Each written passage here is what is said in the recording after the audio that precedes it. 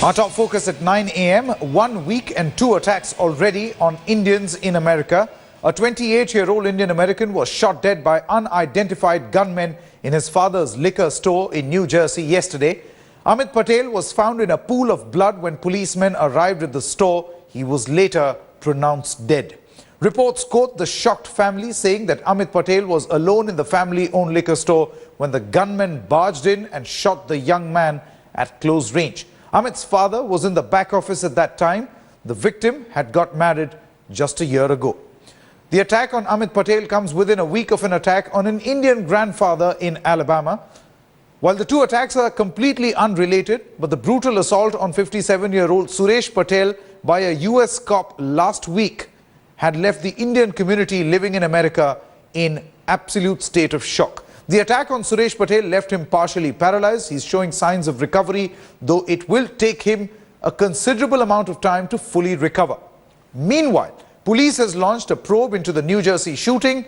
Authorities are investigating whether the robbers intended to rob the liquor store. No arrests have been made in this case so far. मेरे को इतना दुख हुआ कि ना पूछो, हमारा गांव इतना शोक में डूबा हुआ है कि हमारे गांव के सभी लोग आज सुबह से इतना दुखमय है कि कोई बात करने की बात ही नहीं है।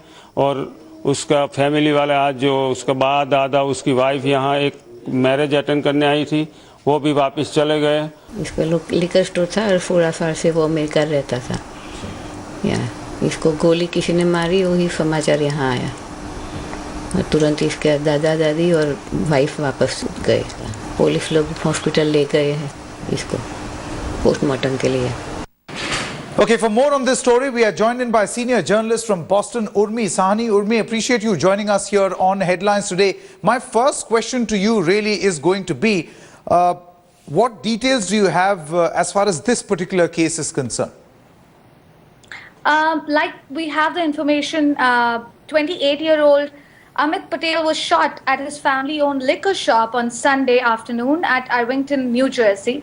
Based on the information released so far, we know that that he was managing the store alone and his father was in the back office when the shot was fired. He was still alive when the police found him at about 4 p.m., but he succumbed to the injuries soon after that. The reason for the attack is still unclear, and the authorities are examining the CCTV footage and should release more findings in this case. Now, Urmi, parallels are being drawn as far as the incident that happened just a week ago in Alabama, where an old man was pinned down and he's lying paralyzed in a hospital, and this particular incident. Do you think it would be fair to draw a comparison between these two cases? Are there any similarities? Is there a sense among the Indian community particularly that they are now victims of perhaps a racist attack? You know, as any US resident would tell you that store robberies are not uncommon, especially for 7-Eleven liquor stores where there is a lot of cash behind counters. But strange enough, they haven't found anything missing in this case from the store. But in the light of the Alabama case, like you said, the police officer used extensive force on the elderly gentleman, but it was misjudgment. In this case, it is possible the authorities will explore the racial hate crime angle to it, but it is possible that the motive was in fact a robbery that went wrong. Things went out of hand and then he fled without really taking anything from the store. So the investigation is in progress and the establishment is looking into this case like any other homicide and giving due importance that they would to any American incident for that matter, for any white or black or Hispanic homicide case.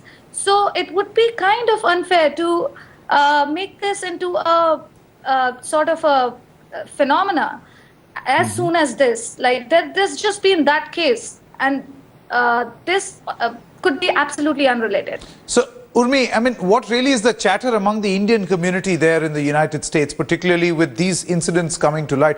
I know that the point that you are trying to make is something that is being appreciated and being understood here back home also, that this should not immediately be looked as a racist crime. It could perhaps be isolated incidents as well, and the investigation presently is on. But how is really the Indian community looking at these incidents?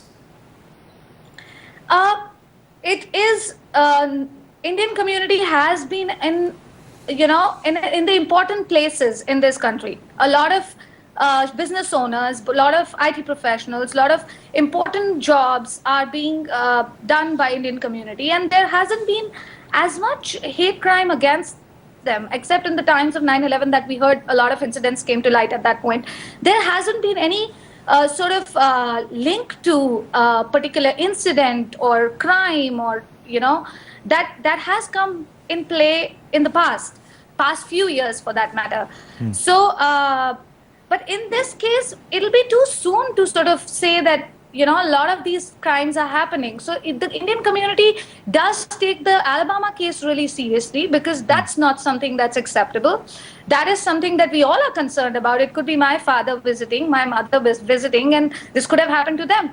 But as far as this case is concerned, this is just something that happens. That's something that could happen to any store owner.